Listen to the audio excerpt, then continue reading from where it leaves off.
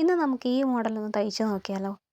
ഇത് കുറേ നാളായിട്ട് ഇങ്ങനെ ഇൻസ്റ്റാഗ്രാമിൽ ഇങ്ങനെ തോണ്ടിക്കൊണ്ടിരുന്നപ്പോൾ എനിക്ക് കിട്ടിയ ഒരു ഇമേജാണ് കേട്ടോ. അപ്പോൾ ഞാൻ ഓർത്തു ഇതൊന്ന് തയ്ച്ച് നോക്കണമെന്ന് കണ്ടപ്പോൾ തന്നെ എനിക്ക് ഇഷ്ടപ്പെട്ടു.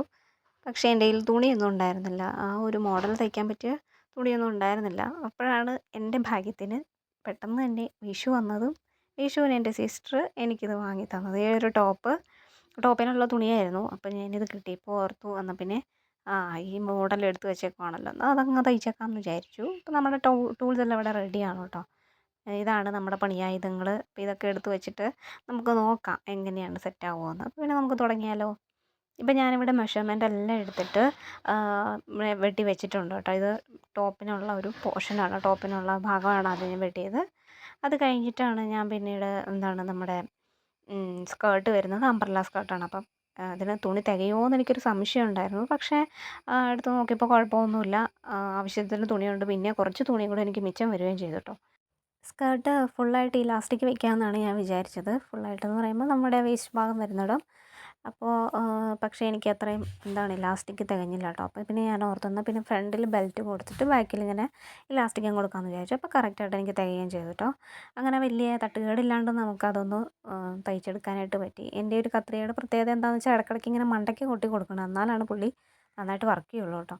അങ്ങനെ നമ്മുടെ വെട്ടിക്കൂട്ടലെല്ലാം കഴിഞ്ഞിട്ട് നമ്മൾ സ്കേർട്ടെല്ലാം അടിച്ചു. സ്കേർട്ടാണ് ഞാൻ ആദ്യം തയ്ച്ചെടുത്തത്. തയ്ക്കാൻ രണ്ടിലും വെച്ച് കുറച്ച് എളുപ്പം അതാണെന്ന് തോന്നിയത് കൊണ്ടാണ് കേട്ടോ ആദ്യം അത് തന്നെ തയ്ച്ചത്. പിന്നെ തയ്ച്ച് വന്നപ്പോഴാണ് എൻ്റെ പൊന്നേ, നമുക്ക് സാധാരണയായി തയ്ക്കുന്നവർക്ക് അറിയായിരിക്കും ഈ ഒരു സംഭവം. അതായത് നമ്മളിങ്ങനെ സിബ്ബ് പിടിപ്പിക്കാൻ നേരത്ത് ഇതേപോലത്തെ പണി, എട്ടിൻ്റെ പണിയൊക്കെ ചില നേരത്ത് കിട്ടും. എനിക്കും അതുപോലെ മിക്കപ്പോഴും കിട്ടാറുണ്ട്. ഇന്നും അത് തന്നെ പറ്റി. പിന്നെ ഞാനത് അഴിച്ച് പണിത്, എനിക്ക് ഒട്ടും ഇഷ്ടമില്ലാത്ത പരിപാടിയാണ് ഈ അഴിച്ച് പണിയുക എന്നുള്ളത്. എങ്ങനെയായാലും നമ്മളത് ഓക്കെ ആക്കി എടുത്തിട്ടുണ്ട്.